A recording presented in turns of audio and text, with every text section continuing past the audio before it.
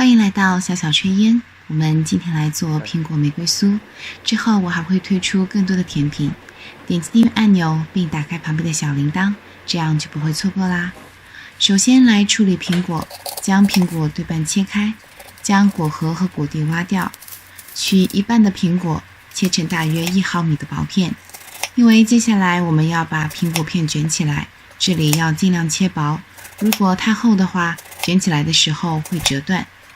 这是全部切好的3个苹果的薄片。水开之后，将苹果片放进去，加入白糖。在家里面做，希望吃得健康一些，所以我只放了2汤匙。再加一些柠檬汁，防止变色。盖上盖子，等待水再次煮开。时间到了，将煮好的苹果片捞出来，然后将苹果薄片放在菜板或者其他平面上晾干。苹果本身就有水分，我们将苹果片煮过之后，苹果片会变得更湿。如果不晾干的话，接下来做出来的苹果玫瑰酥就会因为水分太大而影响酥脆的口感。接下来制作酥皮，酥皮有水皮和油皮2层。水皮就是加黄油的面团擀成薄片，油皮就是黄油擀成的薄片。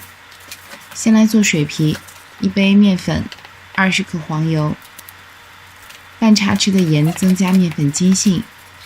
将这些材料搅拌均匀，逐渐加入10克水，揉成面团。用保鲜袋将面团包起来，放在一边，让面团松弛。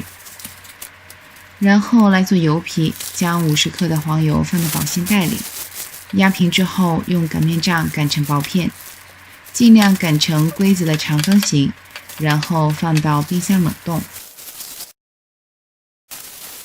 拿出已经松弛好的水皮，拆开保鲜袋之后擀成面积是油皮3倍的长方形，将已经冷冻定型的油皮包入擀平的水皮当中，然后擀薄。擀薄之后再折3折，继续擀薄，然后再重复一次。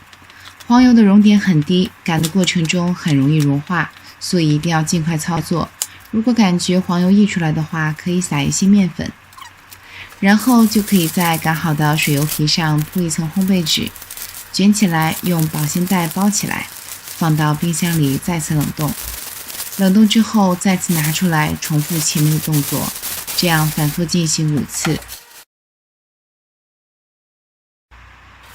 千层酥皮已经做好了，用一个杯子在做好的酥皮上面扣出圆片，圆片最好是略小于你们家烤盘里面的圆形模子。将多余的部分撕掉，再依次放入烤盘的圆形模子里面。放入之后，将酥皮压薄一些，再用叉子在酥皮底部戳一些小洞，这样更方便烤熟，而且口感更加酥脆。将苹果片从小到大依次重叠摆在菜板上，差不多能放15到20片，然后从小的一端卷起来。卷起来之后，你会发现这个玫瑰开得不够绽放，那么就可以在外面再交错的加几片更大的苹果片。虽然前面我们已经把苹果片晾干了，但是这里的晾干只是没有了多余的水分，苹果本身还是有一定湿度的，可以很容易的粘上去。调整一下花瓣，这样一朵绽放的玫瑰花就做好了。苹果玫瑰花做好之后，再逐个放入酥皮当中。烤箱上下火350华氏度，预热10分钟，再烤30分钟。时间到了，出炉之后再撒上一些白糖，装饰上薄荷叶，我们的苹果玫瑰酥就做好了。如果今天的节目对你有帮助，就帮我点个赞吧。感谢大家收看，我们下期再见。